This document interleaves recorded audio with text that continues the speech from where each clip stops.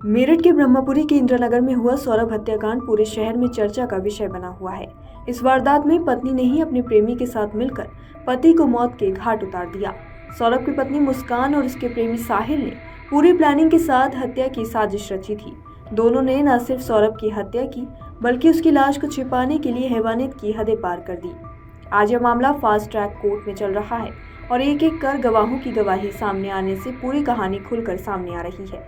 हत्या के बाद मुस्कान और साहिल ने सौरभ के शव के टुकड़े करके नीले रंग के ड्रम में भर दिया। इसके बाद ड्रम को सीमेंट से सील कर दिया गया ताकि अंदर की सच्चाई बाहर ना आ सके। जब पुलिस ने ड्रम को कटवाया तो उसके अंदर का नज़ारा बेहद खौफनाक था।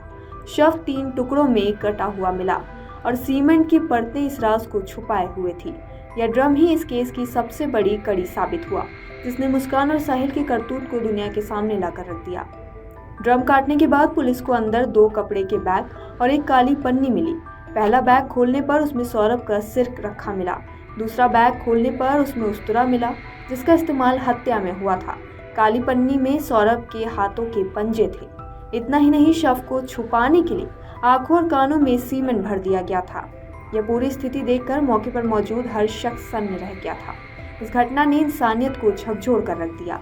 वारदात के बाद मुस्कान और साहिल ने ऐसा कदम उठाया जिसने सभी को हैरान कर दिया। हत्या को अंजाम देने के बाद दोनों छुट्टियां मनाने निकल गए। वे मनाली और कसौल घूमने पहुंचे। यहाँ दोनों ने पार्टी की और जन्मदिन भी सेलिब्रेट किया, मानो जैसे कुछ हुआ ही न हो। इस दौरान दोनों ने सोशल मीडिया पर तस्वीरें भी साझा की, लेकिन उन्हें अंदाजा नहीं था कि उनकी असलियत जल्द ही सामने आने वाली है। सौरभ हत्याकांड में अब तक कई गवाह कोर्ट में पेश हो चुके हैं। कैब ड्राइवर ने बताया कि उसने किस तरह आरोपियों को सफर कराया। ड्रम बेचने वाले दुकानदार ने भी साफ किया कि उसने किसे और कब ड्रम बेचा था। चाकू बेचने वाले दुकानदार ने भी गवाही दी। केमिस्ट ने उन दवाइयों की जानकारी दी जो उसके मेडिकल स्टोर से खरीदी गई थी। डॉक्टर ने बताया कि कैसे मुस्कान ने खुद ही पर्चे पर नींद की दवाइयां लिखी। इन सभी बयानों ने मामले की सच्चाई को और मजबूत किया है और आरोपियों के खिलाफ सबूतों की कड़ी बनाई है। इस केस में सबसे अहम गवाही पोस्टमार्टम हाउस के कर्मचारी अशोक कुमार की रही।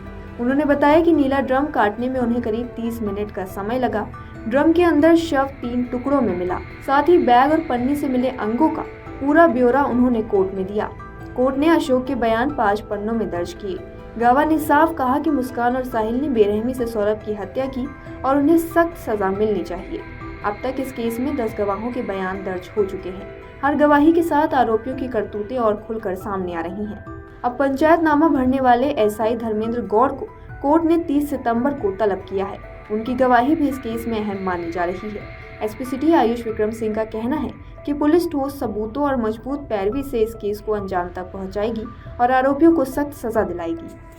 अगर आप ये वीडियो YouTube पर देख रहे हैं तो हमारे चैनल को सब्सक्राइब कर बेल आइकन दबाएं और Facebook पर देख रहे हैं तो हमारे पेज को लाइक करें।